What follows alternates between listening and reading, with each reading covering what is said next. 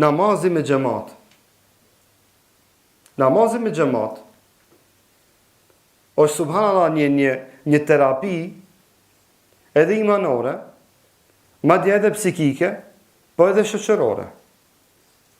Që thot Muhamedi sallallahu alaihi wasallam, salatul jamaati khairun min salatil fadhi bi 27 daraja. Thot namazi me xhamat është më i vlefshëm te Allahu se namazi individual me 27 gradë. 27 gradë namazi me xhamat ka sevape më shumë se sa namazi vet. Jo 27 sevape, gradë, deregje. Dallon me thonë shpërblime, 27 shpërblime, dallon me thonën shpërblim, deregje, gradë. Se për me mbrim një gradë, dush me fitu kaq poena.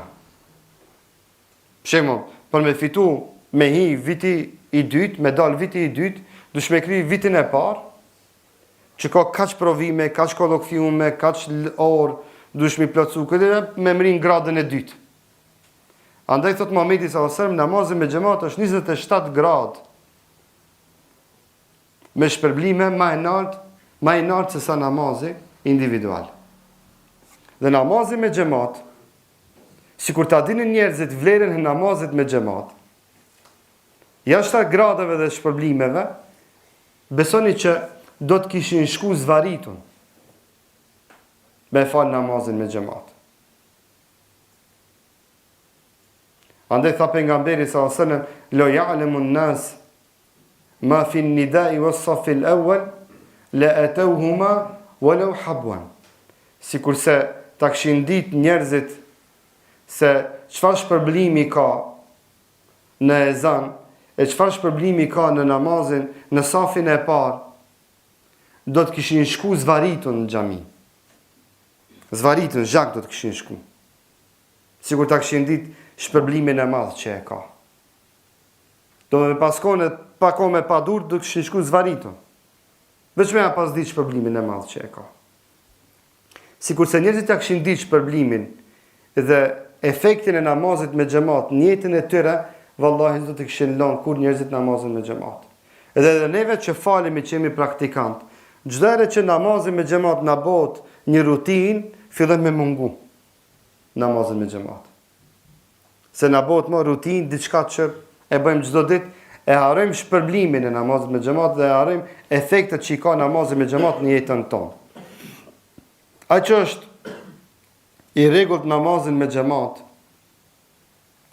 ai është njëri i socializuar, është njëri i moralshëm, është njëri i larg nga moralitetit, larg të këqijave, larg cytjeve të shejtanit, larg sihireve. Besoni që me automatizëm ai pa vetdinë e tij është i mbrojtur 99% rasteve. Dhe ka raste ku ka përjashtime natyrisht. Por që namazin me xhamat e fal me niyet, jo se shkon atje se s'ka ku shkon. Jo pse shkon atje pse gjithë shkojnë edhe unë të shkoj. Jo. Ai që me të vërtet me ndjenja dhe me sens shkon dhe praktikon namazin e tij me xhamat. Ai nuk bën depresion. Ai është njëri pozitiv. Ai është njëri aktiv. Dhe në shumicën e rasteve ato janë njerëz që edhe mirëqenien materiale e kanë të mirë. E që Muhamedi sallallahu alaihi wasallam shumë transmetime ka treguar se namazi me xhamat e shton edhe rrezikun. E shton edhe pasurinë. Po shumë kohë dallim a shkon dikush për me shtu rrezikun pasurinë, a shkon dikush për me arrit kënaqësinë e Allahut te bareke ve teala. E pyetën njëra Abdullah ibn Mubarekun, than, si është e mundur që disa herë të dhon gjithë pasurinë tënde? Tha Abdullah ibn Mubareku, tha, jap gjithë pasurinë time se e di shpërblimin të Allahut dhe Allah çdo herë më ka shumë fishu. Shkoj tjetri, e dha gjithë pasurinë e vet. Edhe pas një kohë tha, ti më thave më kështu ku me të kurqish. Tha, o vëlla, tha, shumë ka dallim, ti e ke dhënë që Allah me ta shumë fishu, unë e këmë dhonë për me fitu kënaqësinë e Allahut. Shumë ka dallim, pse e ke dhënë ti, pse e këmë dhonë unë.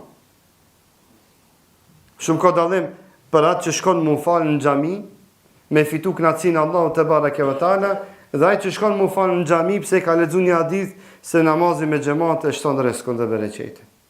A shkon për para atje, nuk shkon për me fitu kënaqësinë e Allahut.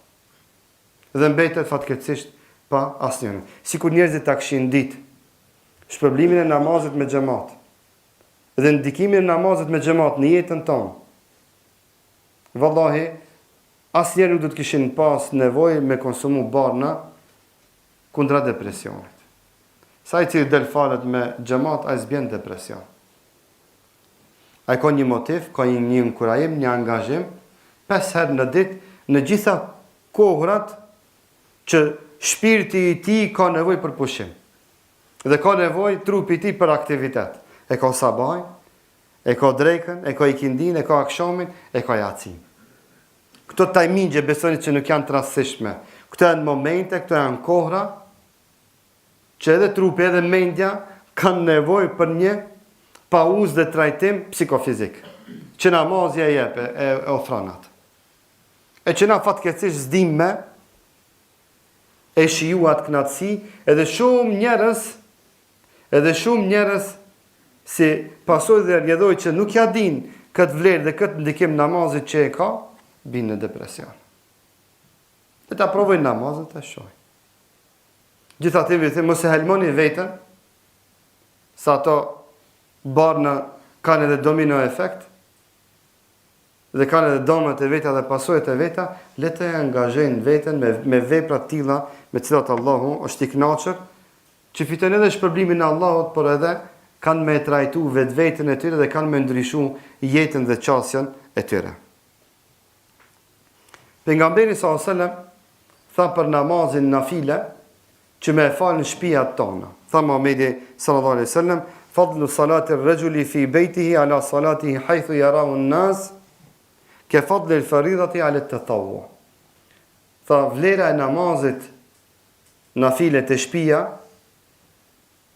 me vlerën e namazit ku e shohin njerëzit, është për qëllim në xhami, dallimi mes në vlera të këtij namazit nafile në shtëpi dhe në xhami, ose sikurse dallimi në shpërblime mes namazit nafile dhe fars. A krahasohet namazi nafile me fars? Në shpërblime s'krahasohet. Aq mund të krahasohet sunetit të falet aty ku të shohin njerëzit dhe sunetit të falet në shtëpinë tonë. Që Muhamedi sallallahu alajhi wasallam në disa hadithe tjera na e bën të ditur që shtëpiat e tona mos t'i shndrojmë në vareza. Që shtëpiat e tona të jenë të gjalla edhe me namaz.